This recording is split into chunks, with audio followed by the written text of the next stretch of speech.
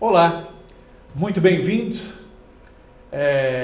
Nós agradecemos aí por você estar conosco em nosso programa de família aqui da União Central Brasileira, diretamente do estúdio aqui da Associação Paulistana, transmitindo para você o tema importante para esse momento de pandemia, que é a pornografia e os prejuízos, né, que ela pode trazer para a vida da gente. Hoje, especialmente, temos aqui uma pessoa que é especialista, né, em família e queremos que você aproveite bem esses momentos conosco aqui. Nós convidamos para estar conosco a doutora Cláudia Bruscagin. Ela possui graduação em psicologia pela Universidade de São Paulo, mestrado em psicologia pela PUC de São Paulo e doutorado também pela PUC de São Paulo. Ela tem consultório particular, é professora convidada no curso de especialização em terapia de casal e família da PUC de São Paulo e tem experiência na área de psicologia com ênfase em tratamento e prevenção psicológica, atuando principalmente nos seguintes temas: família, abordagem sistêmica, terapia familiar, religião e adolescência. Por isso, agradecemos aí a sua disposição, doutora Cláudia. Sei que a senhora é bastante ocupada, né? Tem lá muitos afazeres aí, tem muita demanda, mas agradecemos por ter tomado um tempinho para estar conosco e poder beneficiar todos aqueles que estão assistindo a gente aí hoje. Tá bom, muito obrigada pelo convite, é um prazer estar aqui e poder colaborar com as famílias da União Central Brasileira. Bom, a minha curiosidade nesse momento, não é saber com a senhora, pela experiência que tem de trabalho até, o que leva uma pessoa a buscar a pornografia? Bom, no primeiro momento que leva a pessoa a procurar a pornografia é a curiosidade. Curiosidade. É saber o que se trata, o que tem, como é que faz, como é que não faz. Então, no primeiro momento é a curiosidade. Depois a pessoa vai acessando a pornografia para se ocupar ou para sair de uma situação mais aborrecida, para aliviar a tensão. São situações onde a pornografia atrai muito. Ligando a pornografia não é só assistir, né? Sim. Junto a gente tem o componente da masturbação, que a gente sabe que em diversas situações alivia a ansiedade, alivia o estresse. Então, esse conjunto todo colabora para as pessoas buscarem a pornografia na internet. Compreendo. E quais os efeitos que ela produz assim individualmente? Bom, num primeiro momento ela pode até ser benéfica no sentido de aliviar as tensões, mas a gente vê pelos estudos que conforme a pessoa vai acessando demais a pornografia, ela muitas vezes pode se isolar das atividades do dia a dia, porque ela quer acessar a pornografia. Isso pode estar impactando no trabalho dela, porque as pesquisas mostram que os horários que as pessoas mais acessam a internet não é na calada da madrugada, não é no meio da noite, mas é justamente no horário de trabalho, das 9 às 5 da tarde. Para mim é um espanto essa informação, né? Sempre achei que fosse na calada da noite, né? Exato. Não é. Tem um acesso muito grande durante o período de trabalho. Estão usando então o horário de trabalho para... De trabalho para acessar a pornografia. Então veja, qual a qualidade de trabalho, qual a qualidade de estudo, de serviço prestado. Né? Então tem esses fatores. Bom, e me diz assim, quais seriam assim as implicações, né? Você falou que a princípio parece ser até uma coisa boa, né? Mas depois produz ali as dificuldades, os problemas. Que tipo de problema essa pornografia poderia trazer para o relacionamento familiar, tanto conjugal quanto com o restante da família, né? Sim. O que a gente vê?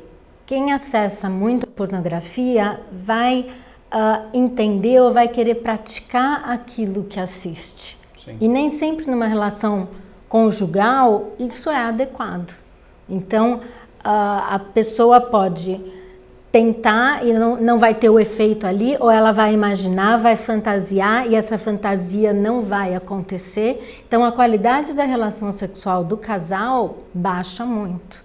A pessoa que fica acessando muitas vezes a pornografia, ela está constantemente numa atividade masturbatória.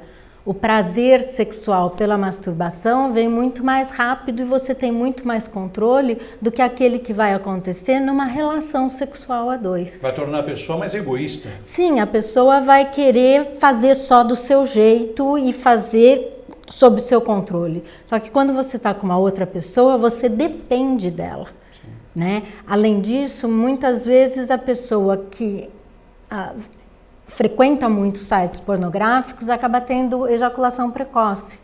Com isso, ela não atende às necessidades do parceiro. Prejudica a qualidade da Prejudica a qualidade, exato. Ou às vezes a pessoa até desiste de procurar o parceiro, porque vai dar trabalho, vai ser difícil, é mais fácil eu me divertir sozinho do que buscar o parceiro. Então, muitas vezes as esposas se sentem pouco procuradas, pouco motivadas e não entendem por quê. Então isso vai levando para elas uma baixa autoestima, uma desvalia na parte da sexualidade do casal. E é muito comum a mulher se culpar. Estou falando da mulher e do homem porque mais de 75% dos acessos à pornografia acontecem pelo sexo masculino. As mulheres também acessam a pornografia, mas numa porcentagem muito menor. Então, quando a gente fala de pornografia na vida do casal, em geral a gente tem essa equação. O homem acessa e a mulher muitas vezes não sabe desse acesso. E isso prejudica até a consciência do cônjuge, né? Porque muitas vezes não quer submeter ou sujeitar as fantasias, né, que são criadas pela pessoa que assiste, né, esse tipo de, ou que vê, né, esse tipo de exato. Material. Em geral, a pornografia masculina, ela é uma pornografia que objetifica a mulher.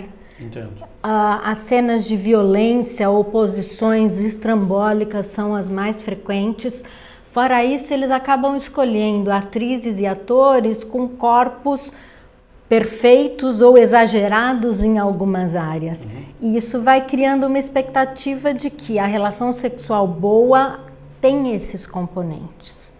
Ao mesmo tempo, a gente também observa que quem acessa muito a pornografia tem um acesso maior, um desejo maior para relações extraconjugais. Na ideia de que fora do casamento, essas fantasias são possíveis de serem executadas, o que não aconteceria. Atender a expectativa. Exatamente. Né? Que terrível, né? Muito bem. Pornografia vicia? Pode viciar, sim. Né? Tem pesquisas que têm mostrado que com imagens neurológicas, que quando você está olhando a pornografia, você tem a secreção da dopamina, que é um hormônio que traz um bem-estar. E esse hormônio é secretado nas mesmas regiões onde os usuários de álcool e droga também recebem esse estímulo. A mesma dinâmica do vício? A mesma dinâmica. Então, hoje tem se entendido que há a possibilidade do vício, da compulsão sexual pela pornografia, e eles têm equiparado, sim, a pornografia ao vício no álcool e drogas. Então, é uma força muito grande. E daí pra gente fazer um tratamento e deixar isso é extremamente difícil. Mesmo porque poucos casais vão buscar uma terapia para tratar especificamente da pornografia. Claro. Porque é um vício secreto, que em princípio não está causando grandes danos como um vício em droga ou bebidas. É verdade, não é tão aberto, né? Não é tão aberto e não tão evidente também, né? A ponto da sociedade, né? Conhecer criticar e obrigar a pessoa a tomar uma atitude com relação àquilo, né? Exato, e até entre os homens há uma troca às vezes de vídeos pornográficos, essa camaradagem masculina. Então, socialmente tem um aspecto que a pornografia é muito aceita. Entendi. Então fica mais difícil de você se liberar disso se todos os teus amigos estão trocando com você videozinhos ou piadinhas ligadas a esses aspectos pornográficos. Entendo. E assim, se uma pessoa descobre, por exemplo, que o seu cônjuge tem acessado várias vezes ali pornografia e tal, como saber se essa pessoa está viciada em pornografia? A gente vai saber se está viciada ou não pela intensidade das buscas, né? Então é comum quando uma esposa descobre que seu marido está usando pornografia, vai lá no histórico e vai observar horário, vai observar a quantidade de acessos. Aí a gente junta isso, a qualidade da vida sexual do casal, para a gente ter uma ideia do impacto desse assistir da pornografia na relação do casal. Entendo. Então, se essa equação é uma equação que baixa a qualidade na sexualidade ou até a ausência do desejo sexual e descobre-se a quantidade de visualizações, você tem uma ideia de qual a importância da pornografia na vida do seu cônjuge. Entendo. E assim, chegando à conclusão de que realmente a pessoa tem o vício, né? O que fazer para ajudar o cônjuge que tem esse problema? Quando o cônjuge descobre que seu parceiro está acessando a pornografia, é como se descobrisse uma traição. A sensação da pessoa que descobre o parceiro assistindo isso é de ser traída. Então, a gente tem duas situações aí que a gente vai precisar de estar trabalhando. A traição em si, por quê? Se eu sou casado, o que eu espero? Que o sexo seja comigo e não com um personagem qualquer. Então, vai ter que ser trabalhado essa situação da traição, que muitas vezes os homens entendem como não traição. Por quê? Não teve um contato físico real, mas está na mente, então considera-se como uma traição. Então esse é um aspecto que a gente tem que trabalhar. O segundo aspecto seria o vício mesmo na pornografia, que um ponto inicial seria a pessoa assumir isso e ter o desejo de mudar. Então, primeira coisa, então, exato, é assumir, como ali em Provérbios 28:13, né? O que encobre a transgressão jamais prosperará, mas o que confessa e deixa alcançará misericórdia. Né? É por aí mesmo. Muito bem. Você acha que os 12 passos ali ajudam nesse processo aí, utilizado aí pela... Sim, os passos do Alcoólatras Anônimos podem estar... Narcóticos também, Narcóticos né? Anônimos, se não me sim. engano, Então, também usam, né? primeiro ponto, confiança em Deus. Depois você tem que assumir esse seu erro. Você tem que parar. Então, muitas vezes, quando a gente atende alguém com vício em pornografia, a ideia é tirar o acesso à internet. Só que imagina como no mundo de hoje isso é difícil. Terrível, né? Então, muitas vezes a gente conta com a ajuda do cônjuge para estar fiscalizando. Que... acompanhando, vamos dizer exato, assim. Mas é uma situação que é necessária, porque a pessoa está tão conectada com isso que ela não vai querer parar. Então, é colocar os diversos filtros para não acessar, é deixar o celular ou a internet aberto, disponível. E, de novo, sem a vontade da pessoa de querer mudar... Sem assumir a responsabilidade pelo... E é complicado porque hoje, cada vez mais cedo, as pessoas acessam a pornografia. As pesquisas mostram que os meninos, às vezes até as meninas, a partir dos 10 anos já estão acessando a pornografia. Acessam na curiosidade natural, mas conforme eles vão assistindo, eles vão se educando sexualmente através da pornografia. Vão sendo formados dessa maneira. Formados dessa maneira. Então vamos pensar, se a gente pega uma pessoa, um homem adulto com 30, 35 anos, que já conviveu com a pornografia há 10, 15 anos, como vai ser difícil da gente mudar a maneira de pensar e a maneira de agir. Né? Porque a gente é transformado por aquilo que a gente vê, certo? E se você passa esses anos todos, o trabalho vai ser muito mais difícil. Lógico que com o desejo da mudança e com a ajuda de Deus, esse pedido, essa conexão, é trabalhoso, mas é possível. Eu já acompanhei várias situações onde o vício da pornografia foi deixado. Foi vencido. Foi vencido. Não é fácil. Claro. Tá? E é muito importante a participação do parceiro, tanto no sentido da compreensão, como no sentido de estar ali acompanhando e, de novo, o casal vai precisar de trabalhar muito a sua própria sexualidade. Como desenvolver um sexo bom e gostoso e motivador. Porque muitos casais a gente vê que se acomodam na vida sexual que tem. Sim. E a gente precisa investir porque é uma parte muito importante da vida do casal. Uma boa sexualidade, ela dá uma ideia da boa qualidade da relação entre o casal.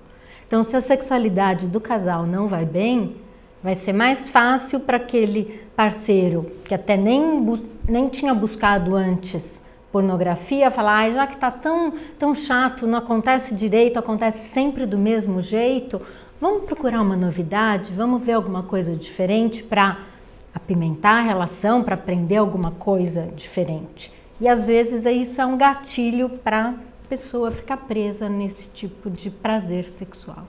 Pelo que a senhora falou para a gente aqui, tanto é um problema para aqueles que estão começando a vida, quanto é um problema para aqueles que já estão há algum tempo, né, já são mais maduros. Exato. E podem também desenvolver, né, esse vício, né?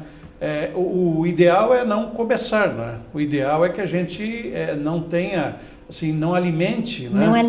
Não alimente esse tipo de coisa na vida da gente, né? Mas parece que tudo tem pornografia hoje, né? Todo filme que você assiste, todo programa, né, de televisão e tal, é um apelo muito grande à sexualidade. O apelo à sexualidade na sociedade como a gente vive hoje é muito grande, mas nem todos esses apelos são pornográficos. Sim. O pornográfico vai estar estimulando o sexo em si, não uma sensualidade como a gente vê em muitas situações. Entendo. Mas a gente tem que estar atento e escolher bem aquilo que a gente vai estar assistindo. Ok, vai estar alimentando, né, a mente e o coração. Exato. Bom, nós então chegamos aqui ao fim dessa nossa entrevista, né? Quero agradecer mais uma vez a doutora Cláudia por estar conosco, por nos atender aqui prontamente, né? E deixar aí para que no futuro a gente possa conversar um pouco mais sobre esse assunto, né?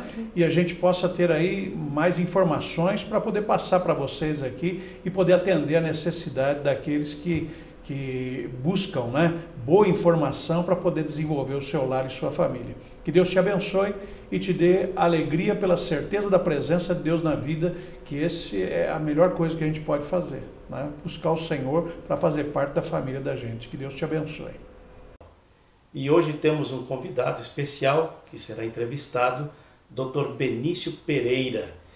Dr. Benício é médico, diretor clínico da Clínica e Spa Vida Natural, é professor universitário, conferencista sobre medicina do estilo de vida e prevenção de enfermidades. Olá, Dr. Benício, é um prazer tê-lo conosco. Obrigado por aceitar o nosso convite de participar do Canal da Família. Tudo bem? Tudo bem, pastor. Muito obrigado. É um grande privilégio, uma honra poder estar aqui com o Senhor nessa manhã. Que maravilha! E hoje com um tema bastante relevante, vamos falar sobre os efeitos da pornografia nas relações familiares, de casal e também na questão de saúde pessoal, física, mental. E, doutor Benício, já dando partida a esse tema, na visão médica, o que a medicina diz sobre a pornografia? Isso é realmente algo preocupante, um vício ou simplesmente uma opção que a pessoa tem para se divertir? Bom, pastor, boa pergunta essa. Realmente, a gente sabe que qualquer vício, seja ele qual for, ele vai ter implicações psicológicas, físicas e, logicamente, emocionais, não é? Então, isso não é diferente com a pornografia. Ela tem realmente grandes implicações. Se a gente pensar na área física, normalmente quando se assiste ou quando se acessa pornografia, isso não fica no campo unicamente da passividade. Se parte para alguma atividade também. Então, há relatos, por exemplo, de pessoas que com algumas fantasias terminam se machucando, fisicamente falando, né? Não estou falando do machucado emocional, mas do físico realmente, né? Alguns fetiches, algumas fantasias sexuais que envolvem objetos, que envolvem algumas outras, até animais, alguma outra coisa assim, pode trazer grandes prejuízos à saúde física. A gente pode daqui a pouquinho até fazer alguma menção um pouco mais profunda sobre isso, não é? Mas respondendo assim pontualmente, se tem implicação, com certeza, e tanto na área física quanto na emocional e até mesmo na psíquica, tá certo? Eu gosto de frisar a emocional e a psíquica, porque às vezes a gente pensa que é tudo a mesma coisa, né? Mas saúde emocional e saúde mental, elas podem diferir. E obviamente se afeta todas estas áreas, física, mental, emocional, psicológica. O que dizer? Dos relacionamentos, não é? Com certeza serão gravemente afetados. Com certeza, pastor. E até mesmo, não é, se a gente leva para um campo, se a gente leva para o campo espiritual, isso também, não é, essa outra área da vida é também afetada. Aliás, a definição de saúde, né? A definição de saúde ela envolve 4 dimensões: dimensão psíquica, a dimensão social afeta também, a dimensão física e a dimensão espiritual. Então, todas essas dimensões daquilo que compõe a saúde integral, todas elas são seguramente afetadas por qualquer tipo de vício. E principalmente esse vício sobre o qual estamos tratando nesse dia. Dr. Benício, em sua opinião, a pornografia afeta de modo geral as pessoas ou tem algum grupo específico, uma faixa etária, um gênero que esteja mais suscetível aos efeitos negativos da pornografia? Normalmente, os jovens são aqueles mais afetados e principalmente os jovens do gênero masculino, certo? Mas isso não deixa de fora o grupo feminino, que aliás tem sido crescente aí entre os jovens, grupo feminino, crescente o acesso dessas pessoas à pornografia, não é?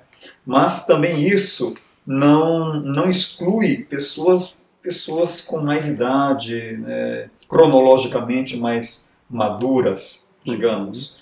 E, aliás, há grandes mentores por trás de toda a pornografia. Tem um site que trata sobre isso, né, de pornografia, e muito bem, e muito explícita. Eu estive lendo que esse site ele teve, em 2018, o acesso de 33 milhões e meio de pessoas.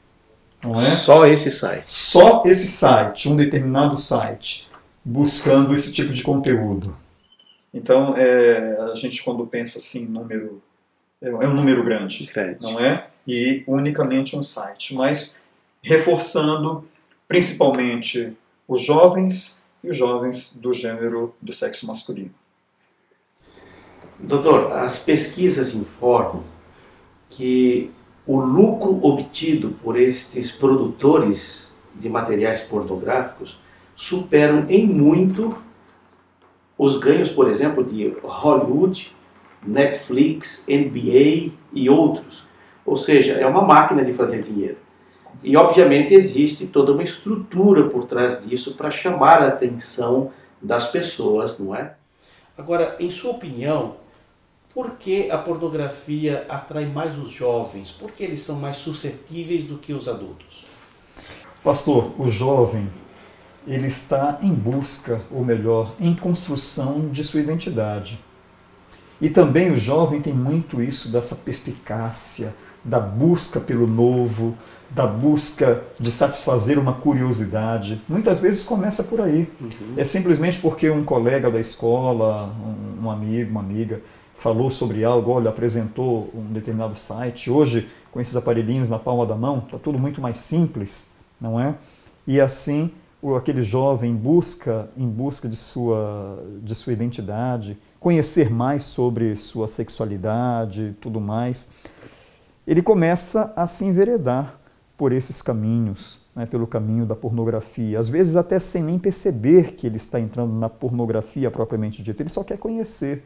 Mas quando menos ele percebe, ele já foi submerso nisso. Porque, como o senhor falou agora há pouco, né, milhões, aliás, bilhões são gastos com pornografia e para fazer conteúdo pornográfico, e as pessoas sabem como fazer, né, quem está por trás mesmo, sabem como fazer para que haja consumo disso. Então o jovem, ele vai com muito mais facilidade consumir. E daí, entramos no outro tema, e isso é minha opinião, continua sendo uma opinião, melhor dizendo, que é o tema de falta de diálogo familiar, falta de companhia, de companheirismo de pai, de mãe, dos referentes dentro do lar. E eu percebo que quando isso falta na família, logicamente, os filhos podem disparar para qualquer lado, porque de quem que eles vão aprender? Não é? Eu lembro quando minha filha era pequena e que nós tínhamos cachorrinho em casa e um dia ela presenciou os cachorrinhos cruzando e na hora do jantar não teve dúvida. Veio pergunta daquelas pesadas sobre aquele tema e com alusões assim, não é em relação, né, àquele pensamento infantil, que se nós como pais fugimos, né, e se nós tivéssemos delegado essa satisfação dessa resposta a outra fonte, talvez ela tivesse uma curiosidade ainda mais exacerbada. E não foi assim, nós debatemos ali, né, foi um pouco constrangedor porque estava meu sogro conservador na mesa junto e a gente ali, mas conseguiu debater bem. Então eu penso que falta realmente essa questão de um bom diálogo, não é? Quando eu como professor, muitas meninas, eu fui professor antes de ser médico, eu como biomédico era professor de ensino médio ou ensino fundamental nível 2, e algumas meninas perguntavam, olha só pastor, perguntavam para mim sobre menstruação, não é? Porque justo naquela semana ou naquele mês havia tido sua menarca e eu ficava pensando o que leva a perguntar para mim como professor e não aos pais. Né? Os pais não tem nenhum problema perguntar para um professor, nenhum problema, lógico. Mas quem sabe o primeiro que deveria estar mais preparado, os primeiros mais preparados para responder seriam os pais. Né? Um diálogo aberto sobre sexualidade com certeza poderia minimizar essa questão da pornografia, como nós estamos vendo hoje, né, consequências tão funestas disso. Pois é, doutor Benício, parece que esse realmente é um tema bastante sério, afeta muita gente. Segundo uma pesquisa, somente no ano passado foram 30 bilhões de acessos aos canais de pornografia. Uau. É um número absurdo, não é? Levando em consideração que é muito superior ao número de habitantes do planeta, não é?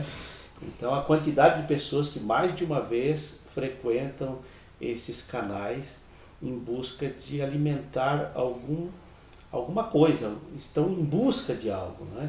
Então, em sua opinião, o que leva as pessoas a buscarem, de modo geral, com tanta ansiedade, um material pornográfico?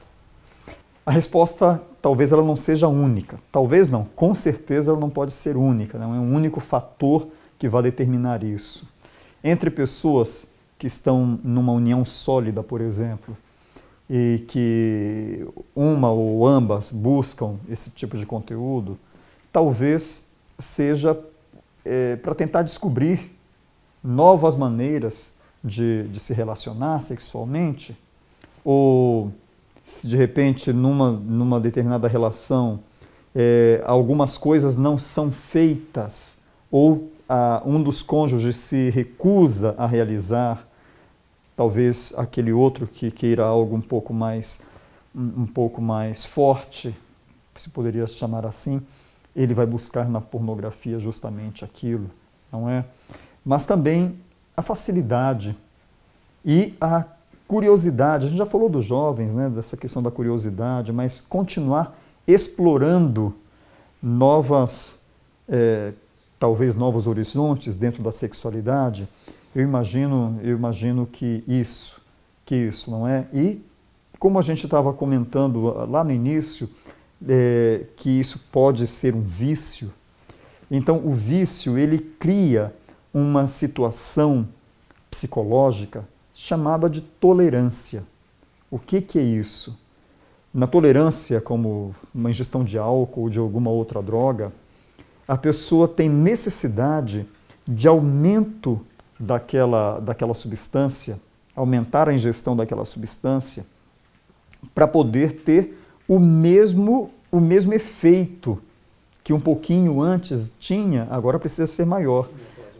Isso, a pornografia, eu posso dizer que ela também poderia ser dose dependente e chegar a ter uma tolerância nesse sentido. Então a pessoa que busca esse conteúdo, ela vai buscar sempre mais para poder ter uma satisfação. E isso não é simplesmente porque ela está viciada assim e está tudo certo. Não é só porque está viciada. É porque há um mecanismo de recompensa que está envolvido nisso. Esse mecanismo ele é regido por um neurotransmissor chamado de dopamina. Então, nós temos nossos receptores de dopamina no sistema nervoso central, atuando sobre receptores em nosso sistema nervoso central, e que quanto mais eu utilizo, não é, uma determinada prática, mas seja ela da ingestão do álcool, como comentamos, ou de uma droga, ou de um conteúdo digital pornográfico, mas eu terei a necessidade de usar, porque ao longo do tempo esses receptores eles começam a ser destruídos devido à grande estimulação. Esses receptores começam a diminuir de quantidade. Agora eu preciso, para ter a mesma sensação, eu preciso de doses exatamente maiores, né, ou muito maiores, para poder chegar àquele clímax que chegaria com, quem sabe, da primeira vez que acessou o conteúdo teria chegado. Dr. Benício, então, pelo que o senhor acabou de dizer, essa substância dopamina, ela funcionaria como uma espécie de recompensa que promove uma satisfação intensa que leva a pessoa a querer cada vez mais, não é? Isso poderia ser considerado ao mesmo efeito que tem uma droga sobre o organismo? Com certeza, pastor. Justamente a dopamina, que é esse neurotransmissor que nos dá a sensação de recompensa, ela é produzida em maior quantidade quanto mais excitante é aquilo que se faz, certo? Não, aqui não me refiro exatamente a uma excitação sexual, senão que excitação de qualquer ordem, não é? Então, foi com alimento, por exemplo, foi com uma substância. Quanto mais aquilo consegue estimular, mais dose de dopamina a gente produz. Porém, ela chega num limiar. Quando esse sistema é muito exigido, começamos agora a ter um processo de destruição dos receptores da dopamina. Isso a gente pode exemplificar com um experimento, não na área sexual, mas na área alimentar, na área alimentícia, feito com ratos que comiam somente comida muito estimulante. Eles começaram a engordar. E outro grupo de ratinhos que não comiam comida estimulante, comia comida equilibrada. E depois, ao longo de semana, depois que os ratinhos que comiam a comida estimulante, eles estavam já assim com bastante peso, né, bastante obesos e tudo mais, colocaram choque na comidinha deles. E o que notaram? Os ratinhos que tinham normopeso, eles sentiam choque na hora da comida e paravam, né? Agora, os ratinhos que haviam desenvolvido obesidade e comido aqueles alimentos muito estimulantes, eles comiam desvairadamente apesar do choque. Esse é o mecanismo da compulsão. Então, o vício da pornografia, ele começa, né, ele leva a pessoa a um comportamento compulsivo. E isso se vê em muitos casais, por exemplo, onde às vezes um dos cônjuges tem um prazer diminuído numa relação sexual presencial, trocada por essa relação, entre aspas, sexual virtual, ok? Ele começa a não sentir mais aquela satisfação que anteriormente sentia. Isso é um mecanismo de compulsividade. Eu posso dizer que para essa pessoa, fisiologicamente, se fizéssemos uma análise desses receptores, esses receptores estariam em grande parte destruídos. E por isso a necessidade de um estímulo muito mais forte. Doutor Benício, então, se eu entendi bem, a pornografia ela gera estímulos para a produção de substâncias do próprio organismo, das quais se torna uma dependência e uma compulsão. Não é isso? Exatamente. Agora, nesta compulsão, obviamente, como já foi bem explicado, o organismo exige cada vez uma satisfação maior e mais frequente.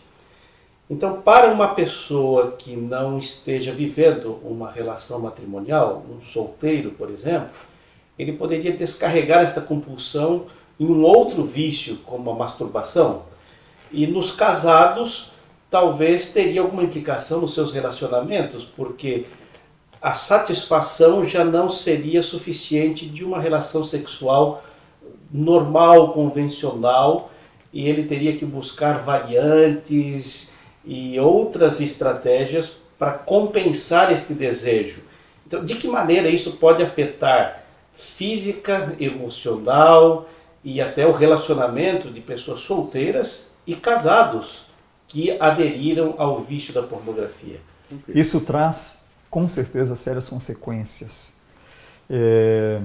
Disfunção erétil é uma delas. Incrivelmente, é uma coisa completamente paradóxica, mas isso pode acontecer. Há pesquisas demonstrando justamente isso, que a pessoa ela fica tão ansiosa com todo aquele quadro, com tudo aquilo que ela tem acompanhado, que pode esse excesso de ansiedade levar a um problema de disfunção erétil. Uma outra coisa, numa relação sexual de ato consumado, isso pode gerar ejaculações precoces e que pode frustrar a relação sexual em si para ambas as pessoas, não é? Depois, entre casais, há relatos de pessoas que têm maior prazer numa masturbação ou em alguma outra ficção que não exatamente estando na consumação do ato, não é, com o cônjuge, porque justamente estão com esses excessos de estímulos visuais, estímulos auditivos que levam a esse quadro. Então é uma coisa muito séria e há muitos matrimônios enfrentando sérios problemas justamente por causa da pornografia que entrou nesse lar. Não é? Há uma outra coisa, né, pastor? Se faz uma idealização da relação sexual. Então, o conteúdo mostra, os atores que estão protagonizando aquilo, quem sabe exacerbam algumas coisas da relação sexual que na vida real não acontece de maneira nenhuma. E isso traz consequências que podem ser desastrosas para esse relacionamento. Não é porque agora eu, com uma fantasia, trago essa fantasia para dentro do lar e não consigo reproduzir aquilo que é fictício, Sim. aquilo que é mentiroso, eu uso essa palavra forte, né, por parte daquele conteúdo que foi consumido. Então, vai levar uma grande frustração para dentro do lar. E aí a gente, quem sabe, até pode extrapolar um pouquinho mais e falar da frustração, de quadros depressivos causados por essa frustração, não é? Além de quadros de ansiedade, porque as duas coisas podem acontecer, não é? Estão relacionadas.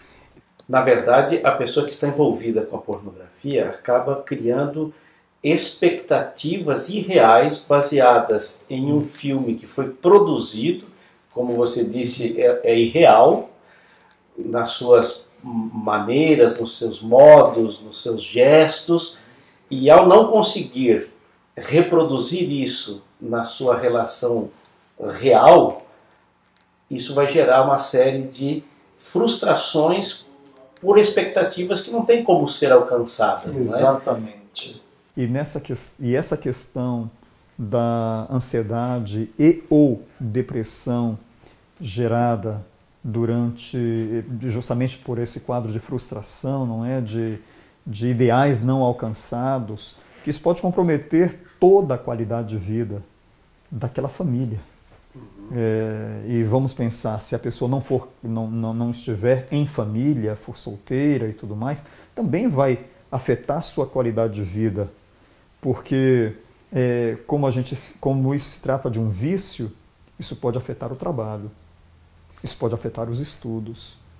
E se a gente está em família, vai com certeza afetar o matrimônio, vai afetar relacionamento com os filhos, porque justamente a pessoa, como qualquer outro vício, ela está envolvida naquilo, obcecada e compulsiva pelo consumo desse material. Então, normalmente uma pessoa ela não consome esse material nas horas do dia. Eu não fiz essa pesquisa, viu, pastor? Mas eu imagino que a gente poderia fazer alguma pesquisa assim, que horas onde as pessoas mais entram na internet para o consumo desse tipo de material. Eu tenho absoluta certeza que é nas horas da madrugada, certo? Então aí a gente já pode, se desprende um outro quadro daí, um problema com sono, conciliação do sono. A gente vai ter quadros de insônia aí, não é? Depois, no outro dia, uma pessoa extremamente cansada, uma pessoa pouco produtiva, irritada, sem falar, isso exatamente, né? Somente por não ter dormido, agora sem falar em toda aquela frustração vivida e não vendo a hora de chegar o próximo momento para poder consumir novamente e sentir durante alguns minutos, algum pouco tempo, uma dose de prazer. Então, realmente é um tema muito sério esse. Eu imagino, doutor, que essas expectativas que são criadas ao assistir esses filmes pornográficos trazem um problema conjugal bastante sério, porque com base na cultura popular, a mulher que não atende bem o marido, ela está oferecendo-o para a concorrência. Então isso seria quase que uma justificativa para o adultério. Na cabeça do homem, ele descansa no fato de que minha mulher não me atende o suficiente, eu tenho o direito de buscar fora, né? E para a mulher, a carga de uma culpa, de fazer algo que sua consciência não lhe permite, ou algo que ela se sinta violentada, simplesmente para satisfazer a expectativa do marido, com medo de perdê-lo para uma outra mulher que pudesse satisfazê-lo nessa situação. Então, além dos problemas de saúde física e psicológica, aí se somam outros problemas, não é? A culpa, o remorso, a atribuição de culpa a outra pessoa, que na verdade não tem o dever de satisfazer expectativas, não é? Se é que podem ser satisfeitas expectativas. Com certeza. Porque necessidades podem ser satisfeitas, mas compulsão, ao que parece, é algo que não se satisfaz. É um desequilíbrio. É um desequilíbrio. É um quadro realmente patológico aí. E eu imagino que isso acabe trazendo, como você chegou até a mencionar, problemas em outras áreas da vida, né? Pessoas que estão irritadas, sempre nervosas, pessoas que tratam mal aos outros, porque no fundo o problema não é o outro, mas é algo que ele está carregando consigo mesmo, de insatisfação e de uma excitação perene do seu organismo, não? E olha, muito interessante isso, pastor. Aqui na nossa experiência como clínica, a gente percebe, né, ou já atendemos aqui, pessoas que, nessas condições que você acabou de citar, né, de uma mulher tentando satisfazer as expectativas e ela agora chega a um quadro depressivo grave, com desejo até mesmo de colocar um ponto final na vida, não é? Justamente por causa disso, não é? Expectativas não alcançadas, mas provenientes de um quadro que é doentio. Doutor, vamos partindo já para o encerramento. O assunto dá muito para o que falar, mas você acha que os cristãos, de certa forma, estão imunes a esse problema?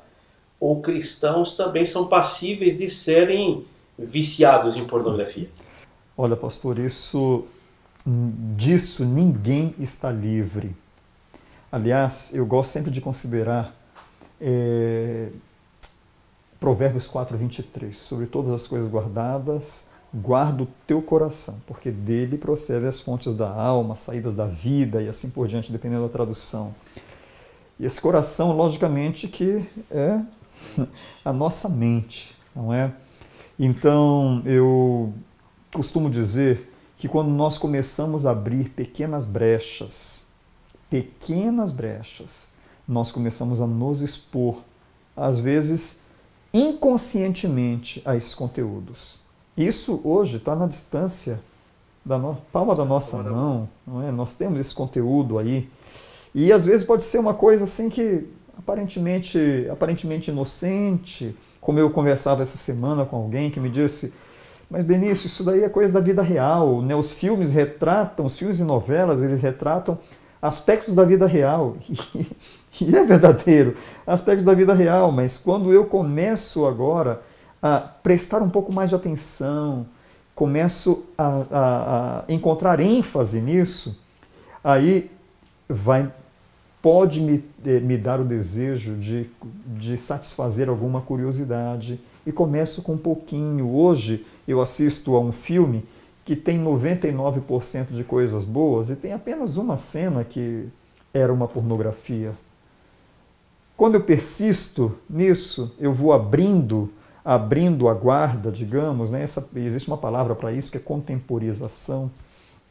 Eu vou contemporizando, quer dizer, vou criando um mecanismo de tolerância, um mecanismo de flexibilidade, condescendência, até o ponto em que pode ser que, como cristão, eu esteja assistindo ou consumindo um conteúdo onde tenha 1% de coisas boas, unicamente, não é?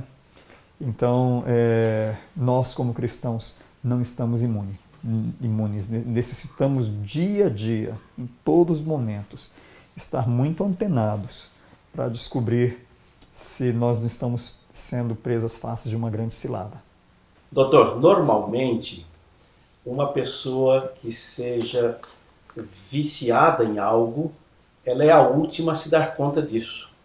Os que estão à sua volta, os familiares, percebem comportamentos diferentes, hábitos completamente fora do normal. Só a própria pessoa que não se dá conta do quanto ela está comprometida com esse vício, seja ele qual for.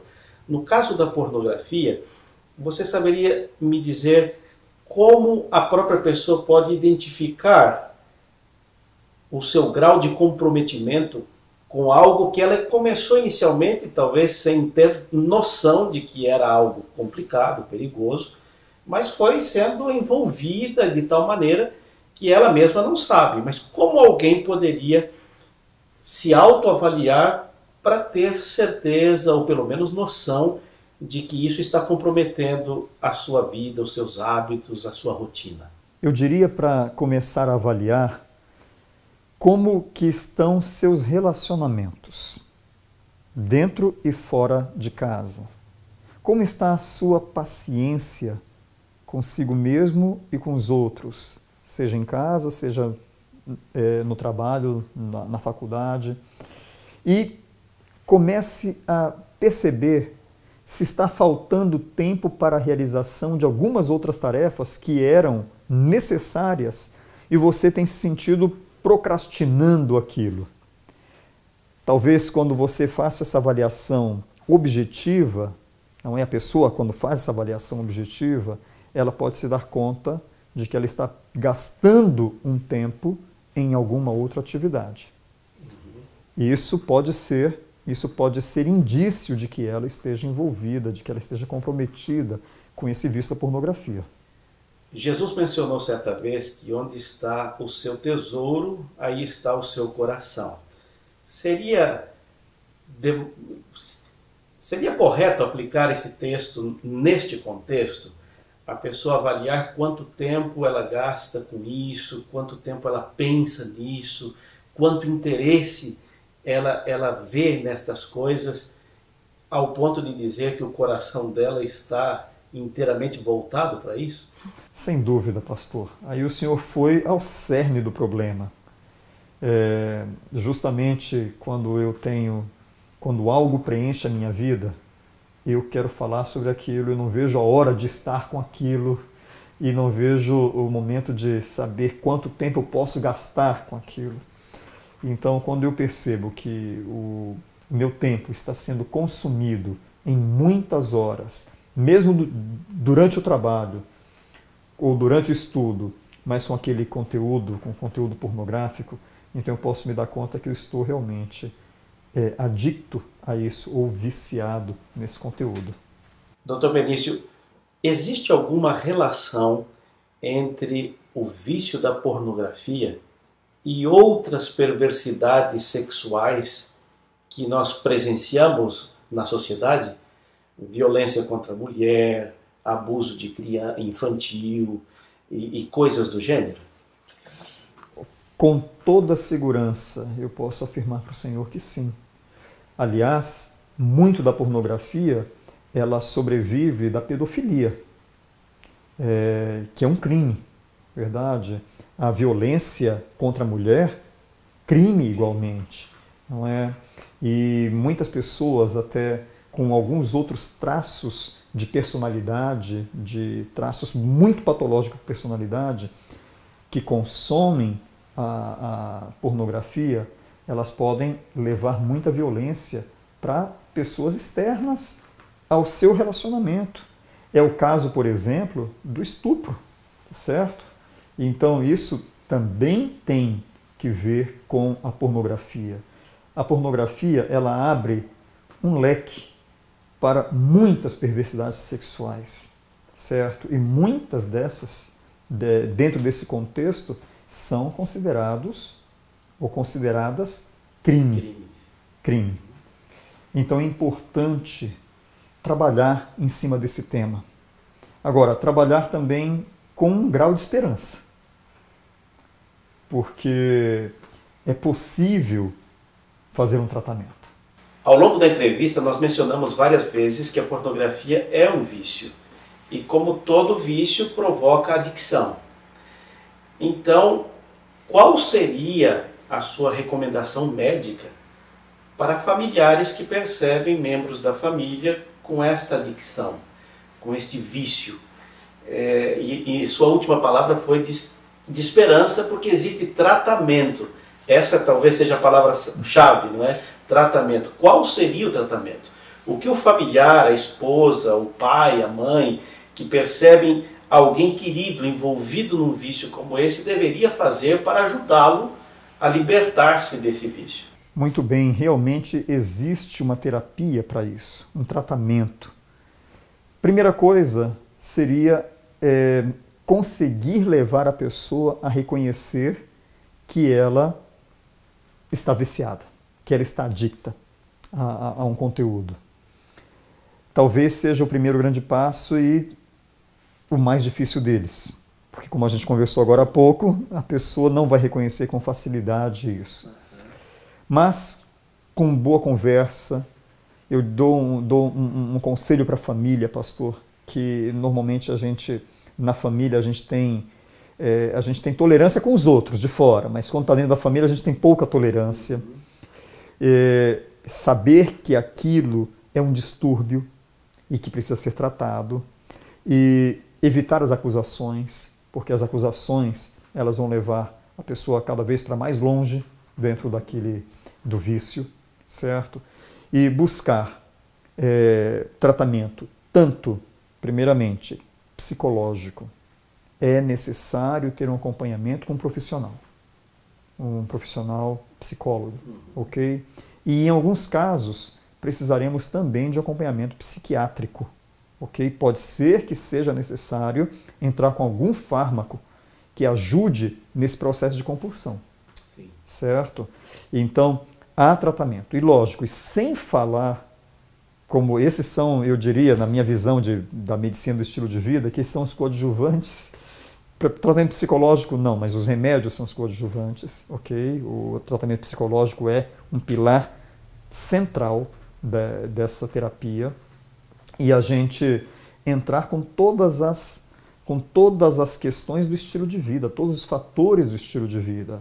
A gente precisa reinserir essa pessoa numa atividade física. Aliás, a atividade física vai ajudar muito, porque há tanta energia colocada naquele consumo da pornografia, e que a pessoa não vê o momento de extravasar aquilo e extravasa em seu próprio corpo, forçando ou extenuando sexualmente falando, e ela poderia chegar a uma extravasação de muito dessa energia, e até mesmo na diminuição da ansiedade, se ela fizesse uma atividade física regular. Aqui na clínica nós tratamos a pessoa que vem com esse desafio, nós tratamos de modo integral. Ela recebe o tratamento com um psicólogo, que é um grande pilar, como já falei. Mas ela também recebe um tratamento com todas as outras questões que envolvem o estilo de vida, certo? Vamos verificar se tem carências nutricionais, carências de determinadas substâncias, carência de serotonina, carências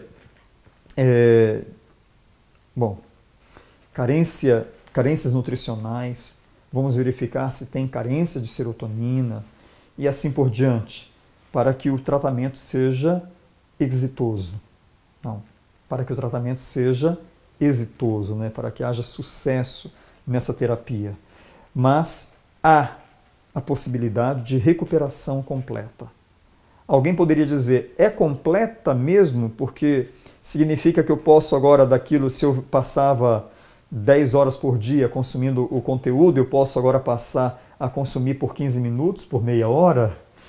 E eu costumo dizer a mesma coisa para uma pessoa que deixou o vício de fumar ou o vício de consumir bebida alcoólica.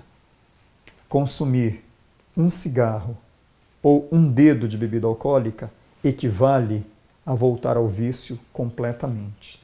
Então, como é um vício, a gente precisa, logicamente, romper com ele. Uma vez tratado, não devo mais me aproximar a ele, porque a possibilidade de recaída é grande. Doutor Benício, mais uma vez, muito obrigado por nos receber aqui na clínica, por sua disposição em dar essa entrevista enriquecedora. E antes de te dar as últimas palavras para os nossos ouvintes, eu acho que caberia nessa nossa fala o texto de Paulo aos Filipenses, capítulo 4, versículo 8. Não? Na sua recomendação, deveríamos encher a mente com tudo aquilo que é bom, puro, agradável, louvável. Então, em sua última fala, o que você diria para os nossos ouvintes, tomando a sua última frase, a esperança? Qual é a esperança? Pastor, a gente deixa sempre a sobremesa para o final. A sobremesa e não menos importante.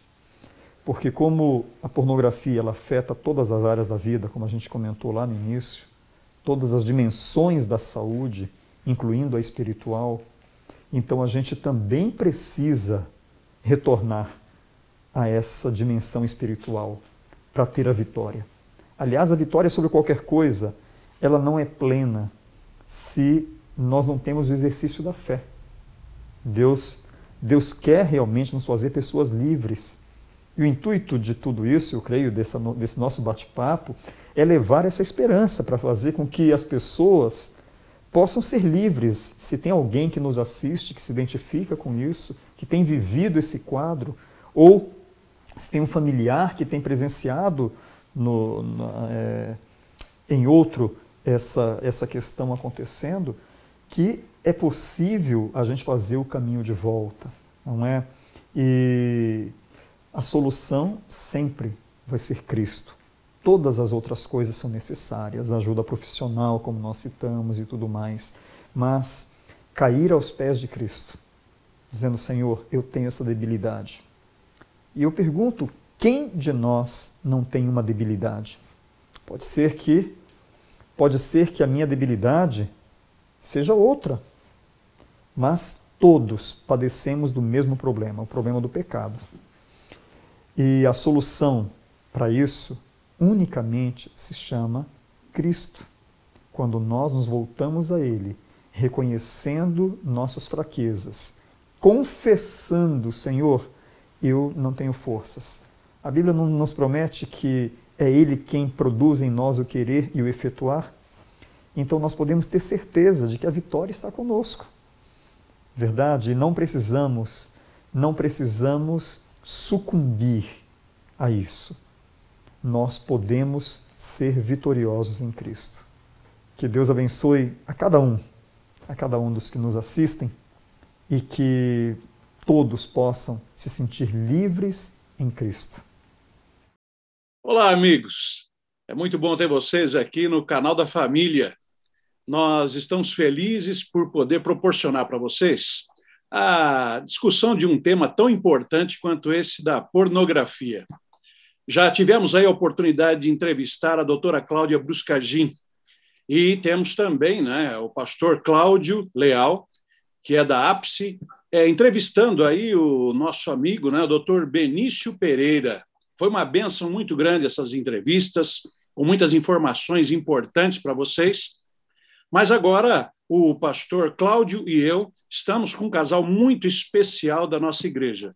Um casal que tem testemunhado aí da ação de Deus em suas vidas, e isso tem feito a diferença na vida de muita gente. Eu gostaria que o pastor Cláudio Leal apresentasse esse casal para a gente começar aqui a nossa entrevista. Por favor, pastor Cláudio, é contigo. Ok, pastor Celivelli. Temos a alegria de ter conosco aqui o doutor Marcelo e sua esposa Gislaine. Sejam bem-vindos.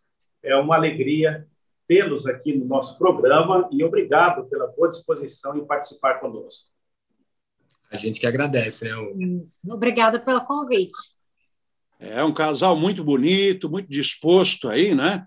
E a gente fica feliz, sabe, em ter vocês conosco aqui para ajudar essa nossa galera aí que está assistindo nesse momento a esse programa, tá? Vale a pena mencionar, pastor, que eles são Sim. de Belém do Pará, não é? É verdade. O Zoom tem sido uma bênção muito grande para a gente, hein, rapaz? Verdade. Na pandemia nem tudo é ruim. As pessoas. A gente, na verdade, mora aqui, né? Mas eu sou carioca e ela é paranaense. Mas a gente se encontrou aqui. Eu sabia que esse sotaque aí tinha alguma coisa diferente do Pará, né? É a riqueza do Brasil, né? A gente tem gente de todo lugar, né? É muito bom, bacana. Muito bem, pastor Cláudio, vamos então conversar com esse casal? Vamos lá. Doutor Marcelo e Gislaine, só para conhecermos vocês um pouquinho mais, quanto tempo de casados vocês têm? Nós temos 9 anos de casados e tivemos 5 de namoro, então no total são 14 anos. 14 anos. Muito bem, parabéns por esses anos. E nesses anos todos de convivência, como todo casal, vocês com certeza já enfrentaram algumas dificuldades, diferenças, alguns problemas. Conta um pouquinho para a gente quais foram as suas principais lutas aí como casal nesses anos que estão juntos. Nós começamos a namorar muito cedo, né? Eu tinha 21 anos, ele tinha 27, então eu ainda era muito imatura, né? Ele já vinha de banda, então ele já era mais rodado pelo mundo, já conhecia mais as pessoas, e eu, uma menininha que veio lá do interior, então ainda não tinha muita visão de muitas coisas. E aí, então, quando a gente se juntou, teve no início aquela dificuldade, né? Pela diferença de idade, pela diferença de vivência mesmo, e também por vários problemas que todo relacionamento passa, e tivemos que ter muita sabedoria, né, para passar por tudo isso, porque no início ele tinha os traumas dele, e aí me enrolou 5 anos para casar, e aí isso me fez um caminho que eu sofri muito nesse tempo, porque eu esperava por esse momento como toda mulher. E aí ele demorou muito para tomar essa decisão. Então, nesse meio período ainda teve traição, ainda teve esse problema de pornografia, teve muitas coisas assim que são 14 anos muito bem vividos e de amadurecimento e de crescimento como ser humano mesmo. Bom, uma linda vivência, mas também carregada com seus traumas e seus problemas, né?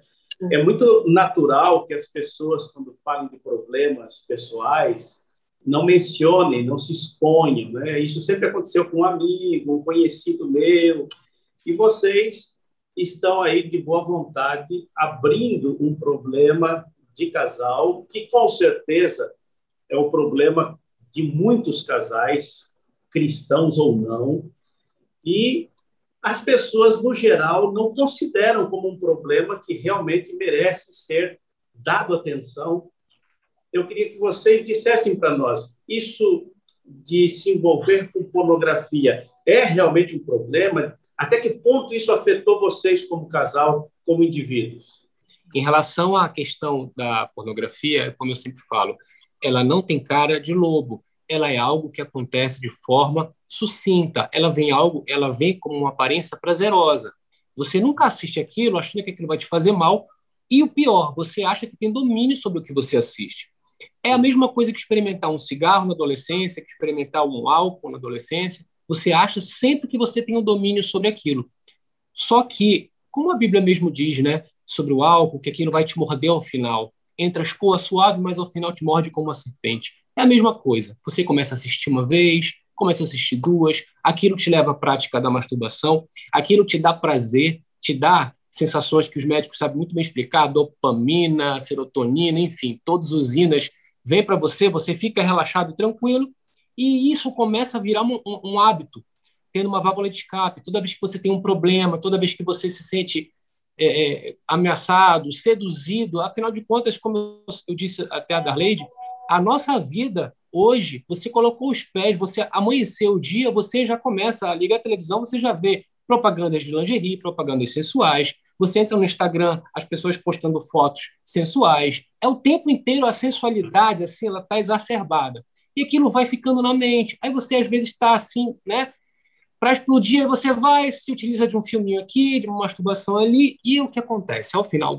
de tudo, com o passar do tempo, você começa a aumentar a prática, você começa a querer inventar coisas, porque aquilo ali entra na sua mente e encontra um terreno fértil, e você começa a imaginar coisas, e você já imagina não só um casal, mas um casal e mais uma pessoa, daqui a pouco 2 casais, daqui a pouco um grupo, daqui a pouco no carro, na sala, na cozinha. A sua imaginação, se você um dia fizer o teste e colocar na internet qualquer coisa que venha à sua cabeça relacionada a sexo, você vai encontrar. Eu lembro muito bem disso. Eu falava assim, eu quero ver agora pessoas fazendo sexo dentro de um avião, você encontra. Pessoas fazendo isso dentro, você encontra. Então, é um terreno perigosíssimo que hoje, diferente da época quando eu era criança, hoje é muito fácil. Hoje o YouTube mostra isso. Hoje o YouTube mostra isso para vocês. Então, é perigoso. Aquilo ali, ao final, Por que eu digo que ao final é perigoso? Porque ele te leva à traição, porque você começa a querer experimentar pessoas, as pessoas deixam de ser pessoas e passam a ser objetos de prazer, e você começa a experimentar um, experimentar outro, e ao final você corre o risco de terminar, acabar com a sua família, com a sua própria vida. Ô, Marcelo.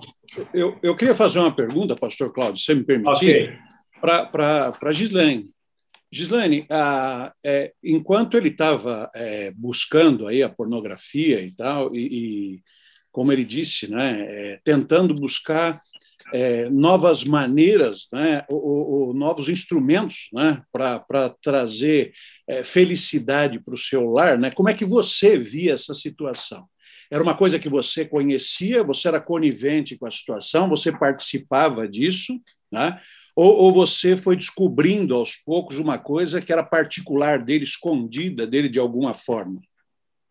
Não, desde sempre ele foi um livro aberto, né? A primeira vez que eu cheguei na casa dele, tinha inúmeros filmes, tudo exposto, e assim, como eu tinha curiosidade também para ver, eu tinha achado na casa dele um ator que eu assistia na televisão e que estava fazendo um filme. E aí eu falei para ele, coloca aí para a gente ver e tal, não sei o quê, mas sem maldade. Aí aquilo eu comecei a ver, só que aquilo não me estimulava nada, eu só olhava e eu achava aquilo muito artificial. E aí, só que aí aos poucos foi, vamos vendo isso. Aí ele começou, vamos ver aquilo. Aí eu fui indo, que chegou uma fase, na verdade, do relacionamento, que estava baseado só nisso. Só acontecia se tivesse vendo alguma coisa. E aí eu falei, não, mas alguma coisa está errado. Porque eu tentava, tipo assim, eu olhava ele, eu via que ele desejava. E aí tentava fazer igual para poder me sentir amada, me sentir desejada, né? E aí, só que quando começou a não ter mais limites, eu falei, não, pera lá, alguma coisa está errada. O momento que eu comecei a estudar um pouco, a entender um pouco melhor, eu percebi, eu entendi que só o fato de uma traição não acontece só o ato, e sim o fato dele olhar e desejar já é uma traição. Então, eu comecei a perceber que aquilo já estava ficando um exagero, que estava saindo fora do controle, e foi aí que a gente foi vendo, e aí a gente falou, não, tem que parar, porque tá afetando o nosso relacionamento, né? Entendi. Quando você percebeu, assim, que isso estava prejudicando o seu relacionamento, você disse aí, você até citou aí, né, uma passagem bíblica, né, onde Jesus, né, diz ali que só de olhar, né, a pessoa já pecou. E eu queria saber o seguinte, a formação de vocês é uma formação cristã? Porque tem um mito de que pornografia é uma coisa só para pessoas aí de fora, pessoas do mundo, né, e que na igreja isso não acontece, né? Vocês tinham alguma confissão religiosa? Vocês frequentavam alguma igreja? Tinham, assim, alguma ideologia religiosa? Sim, nós éramos católicos, né? Praticantes. Apostólicos romanos. De todo domingo ir à missa, de tradição mesmo, de família, de fazer a catequese, todo sábado confessava e domingo comungava. E fazia ali rigorosamente. Eu quero o meu sofrimento, né? Porque eu não aguentava uma semana e aí eu tinha que ir lá todo sábado e, por incrível que pareça, era o mesmo padre e eu já não tinha mais a cara para olhar para ele. Mas foi um período difícil da minha vida, mas foi. Só que, assim, eu não entendia que aquilo era um erro. Para mim, eu não via maldade naquilo no início, né? Tipo assim, eu cresci, vamos supor, com irmãos tendo sempre revistas, né? Que tinham mulheres e tudo, e eu cresci vendo aquilo. Para mim, aquilo era normal, que todo homem fazia isso. E aí, depois que eu comecei a entender que isso não é, né, desejável aos olhos de Deus, que isso estraga, destrói famílias, mas foi bem depois que eu fui tendo essa consciência. Ô Marcelo, oi. Você se dava conta de que estava viciado nisso? De que isso estava maior do que vocês mesmos? Em dado momento, eu percebi. Era como se eu tivesse saído do meu corpo, me visto naquela cena. Eu me olhei, eu falei, gente, eu tô aqui de novo, sabe? Parece que eu bati uma foto de mim mesmo. Eu falei, tô igual um doente fazendo isso. Já não tem mais nem clima, nem prazer, virou uma coisa mecânica e repetitiva. E aí, realmente, nesse momento eu falei, eu preciso parar. Mas só que toda vez que você fala isso, você, na sua cabeça, calma, você consegue, é fácil, você consegue, né? E pegando um gancho, você domina. A maior mentira que você pode dizer para si mesmo é dizendo que você para quando quer, que você domina a situação. E aproveitando, até me fugiu agora o que eu ia falar da Gislaine, mas, assim, as mulheres, todas as mulheres que procuraram ela, a mim, específico, falavam assim, ele está me traindo com a televisão, com a pornografia. O homem não entende dessa forma.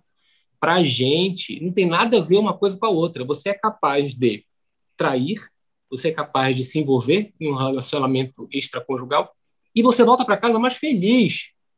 Eu falava isso antigamente, como é possível? Aí eu pensava, né? Eu parava e pensava, como é que é como se você pegasse os pepinos todos que você tem, depositasse numa desconhecida, e aí você volta para casa e você traz flores, você traz presente, você faz tudo. Por isso que tem aquele jargão que diz assim, a mulher fez alguma coisa de bem, de bom, tá fazendo alguma coisa de errado. Isso é muito real, isso é real. Infelizmente isso é real. Porque aí eu pensei assim, mas será que toda vez que eu brigar em casa eu vou ter que recorrer a terceiras no caso, né? E aí eu pensei, não, mas o certo não seria isso, porque sempre vai estar tudo bem. O certo é eu encarar minha mulher no dia que ela tá afim, no dia que ela não tá afim, a gente vai brigar, a gente vai ficar de bom, de paz, de bem, depois a gente briga de novo. Porque um relacionamento que não tem briga, nesse momento eu pensava, toda vez eu vou descarregar minha energia fora e volto tranquilo para casa.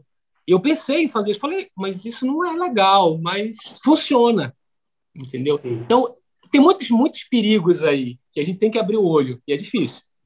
Quando que você percebeu, Marcelo, que você perdeu domínio sobre si mesmo?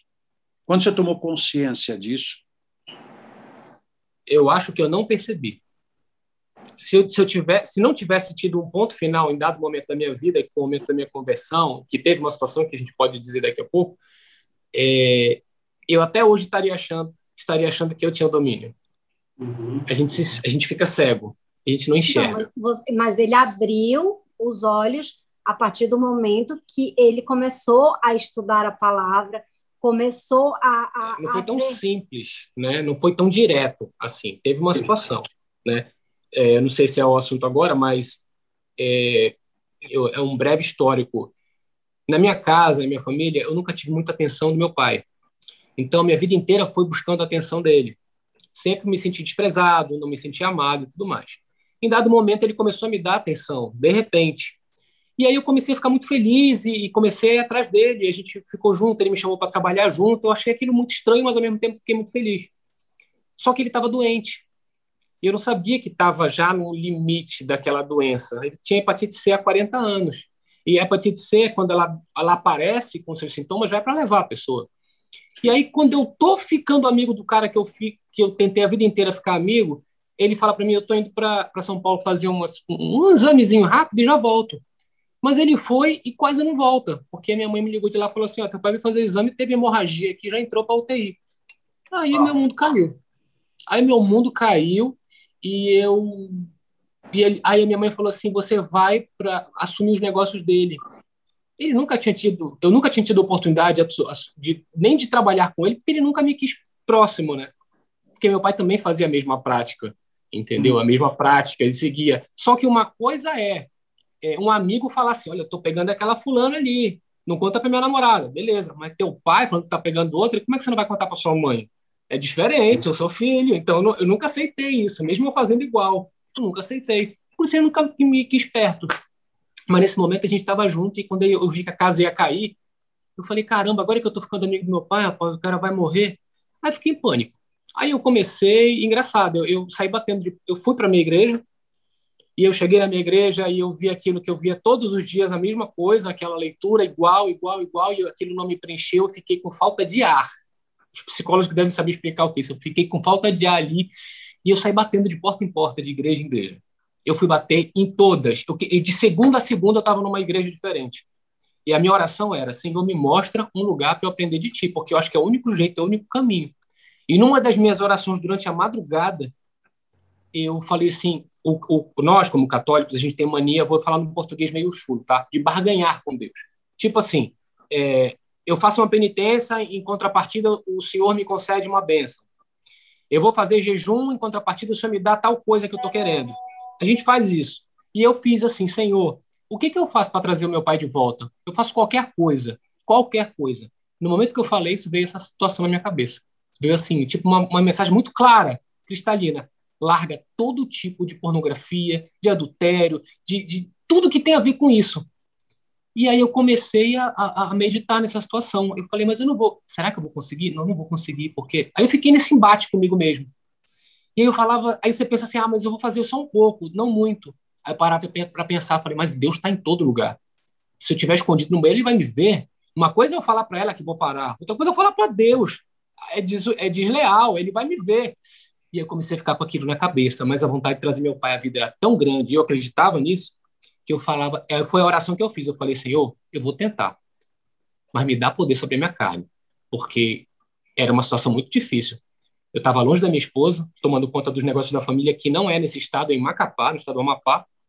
Minha filha estava para nascer, minha esposa grávida, meu pai para morrer, minha filha para nascer, e eu sozinho lá.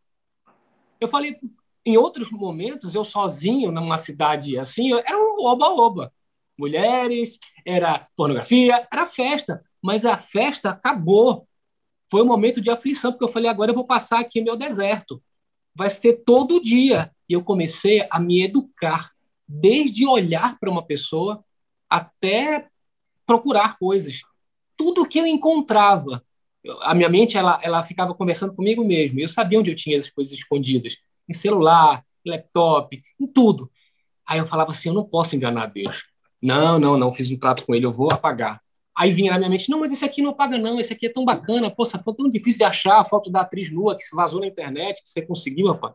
Não apaga isso não, vai que dá uma fraqueza, tu volta e tá lá. Não, eu vou apagar. Com dor, eu apaguei. Apaguei tudo, limpei tudo, sabe? E foi um pacto, assim, um pacto. Foi duro, mas deu, certo. Ô, Gislaine, e fala pra gente que problemas você convivia no casamento por conta dessa prática, porque, afinal, a princípio, isso foi buscado como um extra para tornar o casamento mais legal, mais atrativo, e não foi isso que aconteceu. Então, como você, como mulher, se sentia como esposa vivendo esse conflito? Uma das principais assim sentimentos que causa na mulher é a baixa autoestima, né? Porque nos filmes vem aquelas mulheres perfeitas, né?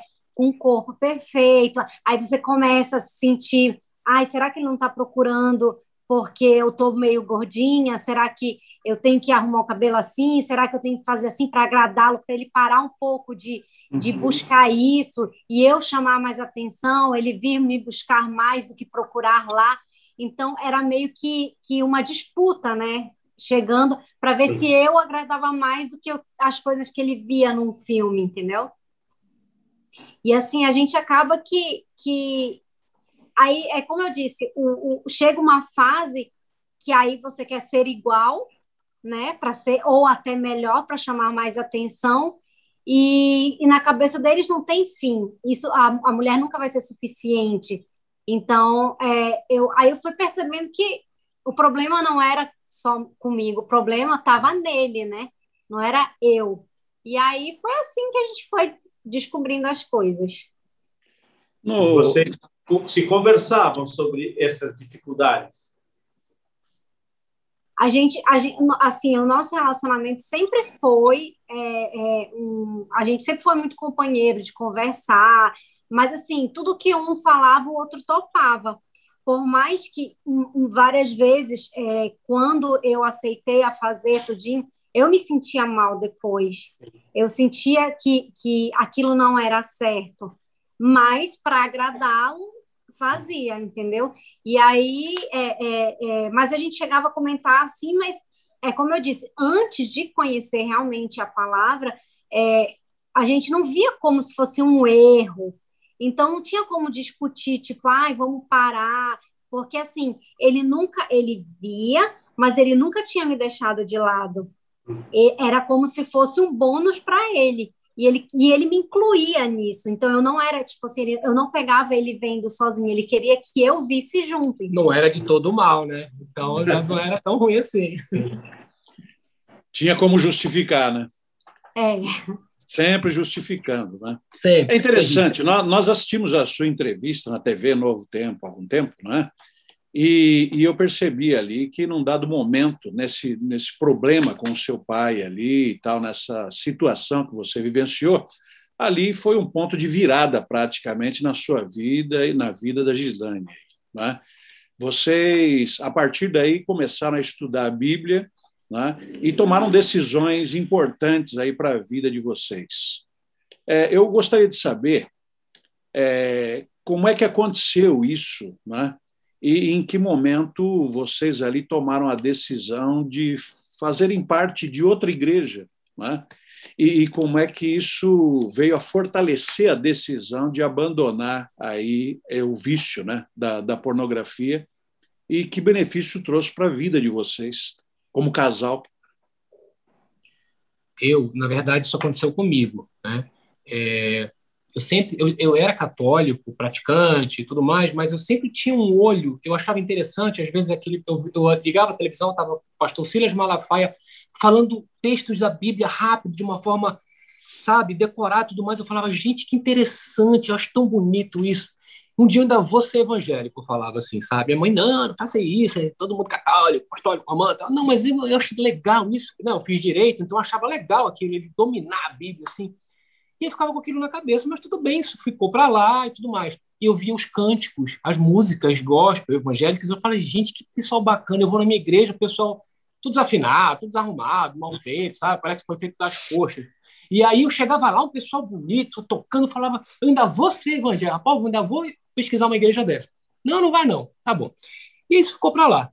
E, dado momento, eu estou saindo para a faculdade, e eu encontro no escaninho do meu prédio, o porteiro me diz assim, olha, chegou um CD para você, um DVD aqui, não sei quem foi que deixou. Eu falei, nem eu, então traz aqui para mim. E eu olhei o DVD, estava escrito assim, A Última Esperança. E eu tinha mandado meu carro para lavar, e eu tenho mania, como eu já tive loja de carro, eu tenho mania de tirar tudo do carro, porque às vezes você manda o carro para lavar, quando você vai ver, o cara está passando no teu carro, no teu CD, usando tuas coisas, e eu tenho mania de limpar o carro. Nesse dia eu tirei tudo do carro, não botei de volta, e eu só estava com um DVD na mão. Meu carro tem tocador de DVD, e eu tinha um DVD na mão que estava escrito A Última Esperança. Eu olhei para aquele DVD e falei, isso aqui é coisa de crente. Mas eu falei aquilo com desprezo e joguei no banco. Nesse dia eu peguei um engarrafamento, eu pegava 30 minutos para minha faculdade, eu peguei um engarrafamento de mais de 1 hora. E eu falava, e eu estava impaciente, porque não tinha nada para escutar, estava na hora da Voz do Brasil. Ou era a Voz do Brasil, ou era o DVD de crente. E eu falava, não vou colocar esse DVD, não é possível, não é possível, não é possível, vou colocar esse DVD. Eu ia colocar o DVD para desdenhar, sabe? Já para criticar. Mas foi eu botar o DVD e foi amor à primeira vista. Eu não tirava mais o olho do Luiz Gonçalves falando, gente. E aí eu fiquei com aquele negócio na cabeça, eu aprendi tudo sobre as 7 igrejas, eu só queria falar sobre isso, porque as 7 igrejas, eu chegava na mesa do almoço, as 7 igrejas, 7 igrejas, 7 igrejas, e ficou com isso na cabeça.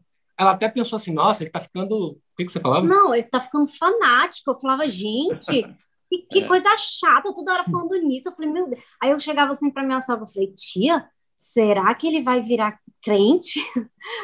Porque ele só sabe falar nisso, negócio de 7 igrejas, não sei o que. E assim, como eu tinha uma vizinha antigamente que ela era da Adventista, e aí ela queria, tipo, foi uma forma dela abordar que ela dizia que a minha igreja era errada, que a minha igreja não era certa, que eu tinha que ir para a igreja adventista, que a adventista que era correta, que não sei o quê. E nisso, como eu era muito na tradição, aquilo ali me criou um asco. Falei, nossa, acho que é só a igreja dela que salva, acho que é só a igreja dela que é boa. Então, quando ele chegou mostrando e Mas falando... até então você não sabia qual era a igreja, nem eu, porque não tem uma coisa assim naquele DVD escancarada dizendo qual é. Então, eu não sabia o que era, eu só tinha gostado. Né?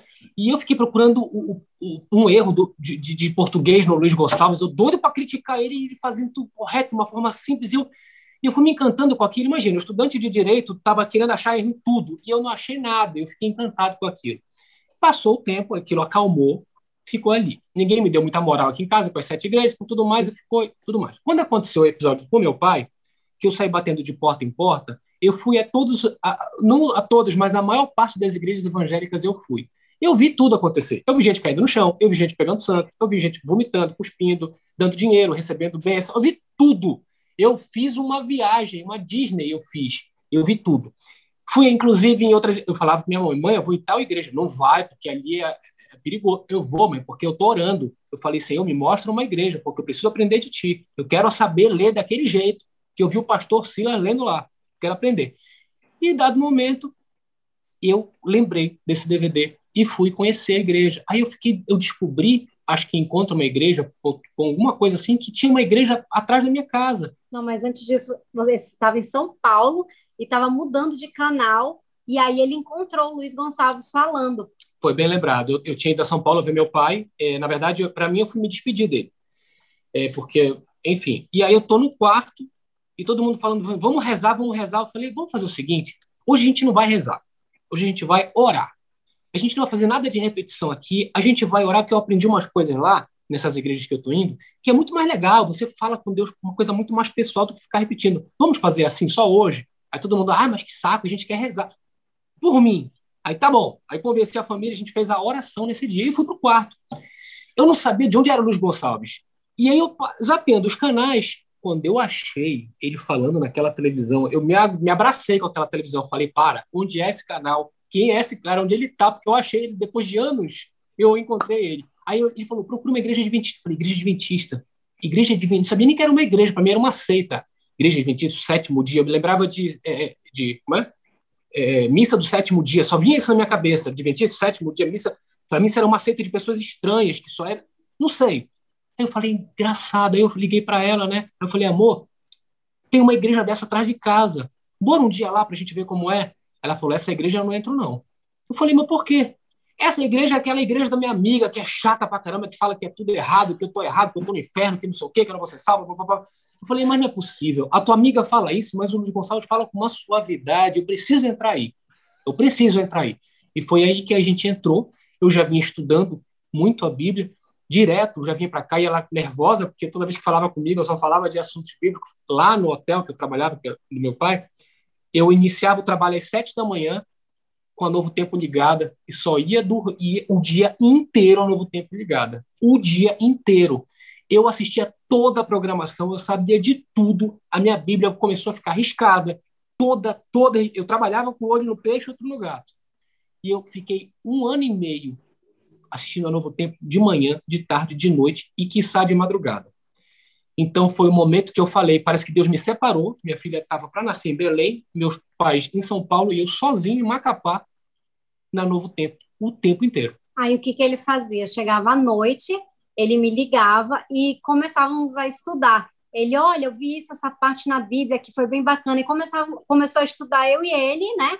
E também comecei a assistir ao Novo Tempo e fiquei apaixonada. E aí ele falou, foi quando ele falou assim, vamos visitar a igreja? Aí eu falei, tá, eu concordo aí com você, mas eu não vou deixar de ir na igreja católica. Aí ele, então tá, aí nós fomos a primeira vez, e assim, foi amor à primeira vista. O acolhimento que a gente recebeu, aí a gente contou um pouco da história, que o meu sogro estava doente, tudinho, aí não, vamos orar aí eu falei, onde paga para poder colocar o nome dele em oração? Porque a gente é acostumado assim, na nossa igreja tudo tinha que ser pago. Aí, não, a gente vai orar por ele, sim, não, sem custo nenhum. E assim, tão bem recebido, eu falei, nossa, aí vamos, tudo bem, isso foi no sábado, vamos na nossa igreja no domingo. Chegou lá no domingo, eu não consegui ficar.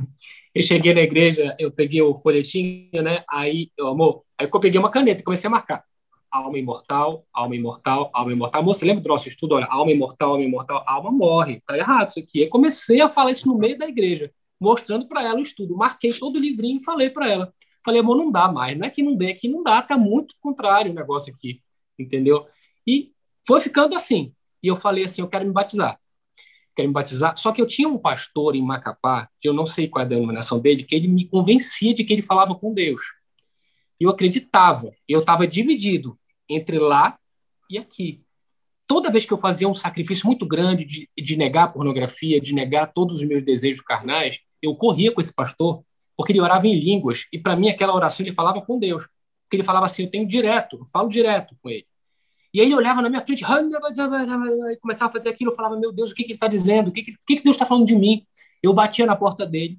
Peraí, meu filho, sente aqui, bora tomar um café. Eu falei, não quero tomar café, eu quero saber o que Deus achou do sacrifício que eu fiz ontem, que foi difícil, fala com ele. Não, meu filho, daqui a pouco, fale agora, tá bom. Aí ele fazia a oração dele, eu chorava, eu tremia. Quando ele terminava, o que ele falou? O que Deus falou de mim? Ele está gostando? Ele tá sendo útil? Meu filho, Deus está se agradando muito de você, do que você está fazendo. Ele acabou de me falar. E aquilo fazia uma paz para mim. Mas o momento da decisão maior foi quando eu aprendi sobre o batismo. Luiz Gonçalves falou muito sobre o batismo, porque o batismo é uma coisa solene, tem que ser feito um estudo prévio e tudo mais, e eu aprendi aquilo. E eu cheguei para esse pastor de Macapá, que fazia revelações e que via o futuro, e cheguei para ele e falei assim, eu quero me batizar. Meu filho, espere seu pai sair da UTI para vocês se batizarem juntos. Eu falei, não, o pastor Luiz Gonçalves falou que eu tenho que batizar logo, porque se eu morrer, ainda vou dizer que a culpa foi sua. Eu quero batizar logo, eu quero estudar, eu quero fazer. Mas, meu filho, acalme, você não vai morrer agora. Eu falei, como é que o senhor sabe? Eu quero me batizar agora. Aí ele falou, tá bom. Quer batizar? Terça-feira vem aqui que eu te batizo. Aí eu já fiquei feliz, mas fiquei triste ao mesmo tempo, porque eu falei assim, no teu hotel tem uma piscina, tem um tanque lá? Aí eu, tem. Ele, então vem aqui que eu te batizo, a gente marca lá terça-feira, pronto. Eu falei, mas, pastor, não tem um negócio do estudo lá para eu fazer? Ah, não precisa não. Tu quer um estudo? Eu te passo um texto na hora, tu dá uma lida e pronto. Quando ele falou isso, foi o momento que eu falei, eu estou no lugar errado.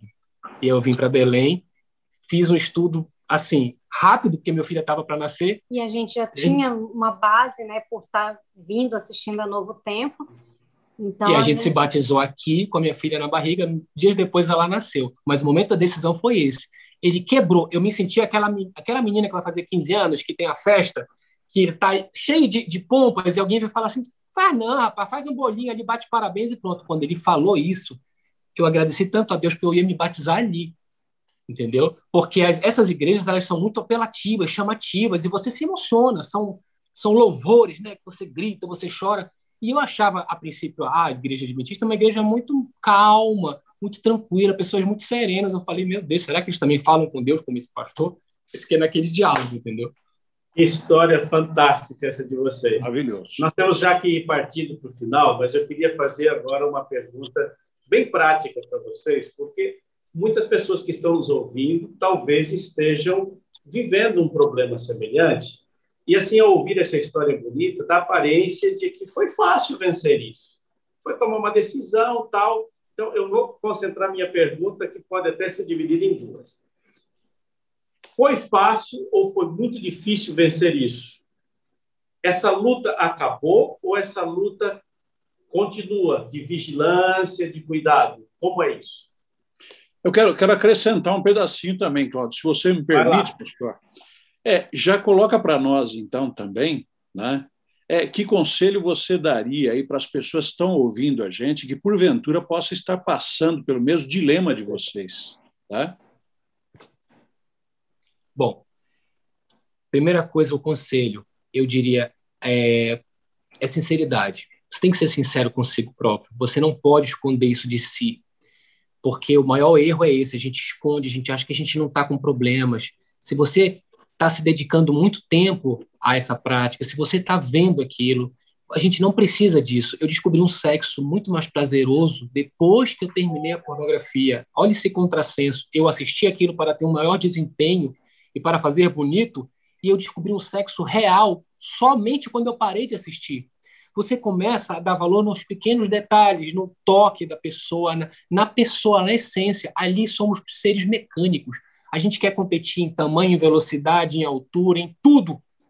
Mas o sexo não é assim. O Criador não fez dessa forma. Eu entendi que o Criador fez uma outra situação. É uma ligação que existe entre duas pessoas inexplicável. Acho que a ciência não consegue explicar. E eu aprendi isso a duras penas. Não foi fácil. E eu recomendo que você seja sincero, inclusive com o seu cônjuge. Diga para ele, estou passando por esse problema, me ajuda. Não ter vergonha, né? Não pode ter vergonha, porque eu sei que as pessoas se envergonham do que fazem. É uma coisa que te deixa envergonhado. No começo, mil maravilhas. Depois que acaba, você fica triste, você fica... Eu não sei nem explicar a palavra. Seja sentimento sincero. de culpa, né? Sentimento de culpa que te persegue, sabe? Mas daqui a pouco ele vai embora e você volta a praticar. Então, seja sincero nas suas orações. Deus sabe o que você está passando. Não precisa falar para ele que está tudo bem, que está normal. Fala para ele, Senhor, eu estou passando por um problema, esse negócio desse vício não me larga, aquele canal no YouTube toda hora me chama, me ajuda. Então, você fala com Deus, você fala com seu cônjuge, faz um pacto com ele. Faz um pacto. Não é impossível, é difícil. E uma vez eu estava vendo recentemente o pastor Eduardo Batista, ele diz assim, as coisas acontecem com você porque você ora? Sim, acontecem, é de fato. A luta não acabou. A luta permanece. É claro que hoje eu já ganhei maturidade espiritual, eu já sei, eu já consigo olhar para isso com outros olhos. Eu já não preciso mais disso, eu já não dependo disso. Eu já consigo hoje escolher. Tenho essa opção de ver, mas eu não quero, eu não sinto prazer. Eu já não sinto mais prazer numa coisa que é só prazer. Então, isso para mim, toda vez que eu me pego pensando nisso, eu falei, eu fico boca aberta comigo. É como se fossem duas pessoas falando assim, nossa, quem te viu, quem te vê. Então eu falo assim, não, hoje eu vou fazer outra coisa. Eu não vou fazer isso, eu não preciso. Eu não estou mais sentindo. Você tem prazer com a sua mulher? É um prazer que não se compara. Você precisa, sim, ser sincero. Você precisa tomar essa decisão. E tenha calma se você tentar e cair. Tenha calma. Eu, no começo, eu não caí porque eu estava, assim, em pânico. Eu estava em prantos. A vida do meu pai era mais importante do que tudo. Então, eu falei, vai doer. Que a minha justificativa é essa, né? Eu tenho hábito de masturbação diário, de sexo diário. Se eu parar, vai doer, porque vai provocar muito e eu não vou conseguir expelir aquilo. Como é que vai ficar? Como é que vai ficar? Falava, Senhor, me ajuda. Senhor, me ajuda. Me dá poder sobre a minha carne. Me ajuda. E é isso que eu falo. O casal, essa luta é do casal, não é do homem. Então, a mulher não pode olhar para a cara, você é um viciado, você não sei o quê. Não, a luta é do casal, somos uma só carne. Se um cai, outro cai também. Então, a gente tem que entender isso, que somos um, vamos lutar juntos. Faça um pacto e detalhe, naquilo que compete a você, como? Eu comecei a olhar as mulheres nos olhos, porque o homem passa um scanner, a mulher ela vem e olha o rosto, quando ela passa, olha a bunda. É natural, você pode reparar na rua se todo mundo faz isso. E aí eu falava, quando a mulher passou, eu falei, eu não vou olhar para a bunda, eu não vou olhar para a bunda. Nesse dia, no hotel, chegou um grupo de mulheres, só de mulheres, de torcedoras com um shortinho curtinho. Elas entraram e eu virei de costas e fiquei conversando com meu amigo. Meu amigo falou, o que foi, Marcelo? Falei, nada não, eu quero te olhar nos olhos. E não olhei. Você tem que fazer a sua parte. Deus tem que ver que você está fazendo a sua parte. Você não olha. Gente, o olhar, por vezes, parece inofensivo. É a mesma história do filme. Mas ele te leva a olhar, a desejar, daqui a pouco, numa ação. E aí, já é. E assim, não é fácil manter, porque a gente sabe que é como tivesse um leão nos rodando todo o tempo. Largar esse vício, ele é difícil como qualquer outro vício. Então, a qualquer momento, a gente corre o risco de cair, sim, se não estivermos orando, se não estivermos vigiando.